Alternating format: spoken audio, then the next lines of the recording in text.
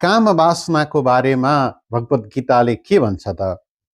एउटा अर्को श्लोक छ भगवत गीतामा काम वासनाको बारेमा, जहाँनिर कृष्णले अर्जुनलाई लस्ट के हो, काम वासना के हो, यसले कसरी हामीलाई नराम्ररी प्रभावित पार्छ भन्ने कुरालाई तेस्रो अध्यायको 38औं श्लोकमा धूमेना ब्रियते बन्हिर्यथा दर्शो मलेन च यथोल्बेनावृतो गर्भस्तथा तेने दमावृतम।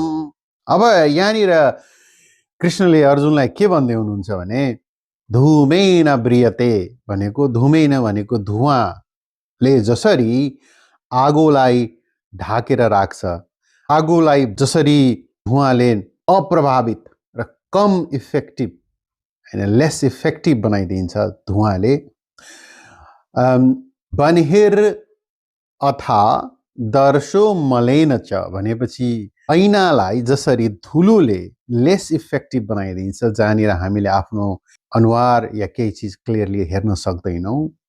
यथोल्बेनावृतो गर्भस्तथा तेने दमावृतम भनेको जसरी गर्भबाट बच्चालाई बाहिर आउनको लागि उसले त्यो ढाकिएर राखेको जुन चारैतिर जुन त्यसलाई होल्ड गरेर राखेको उम्ब छ त्यसलाई तोडेर बाहिर निस्किनुपर्छ, त्यसरी नै तेने दमावृतम काम वासनाले मान्छेलाई यसरी घेरेर राखेको हुन्छ। यदि हामीले बाहिर आउने हो, हामीले हाम्रो इन्टेलिजेन्स युज गर्ने हो, हाम्रो आफ्नो वाइजनेस युज गर्ने हो भनेदेखि यो काम वासनालाई तोडेर बाहिर आउनुपर्छ। मानव जातिले वाइजले इन्टेलिजेन्ट मान्छेले आफ्नो इन्टेलिजेन्स युज गरेर प्रयोग गरेर त्यो चारैतिर बन्धनको रूपमा रहेको जुन लस्ट छ, स्मोकले आगोको जुन ज्वाला छ त्यसलाई रोकेको हुन्छ,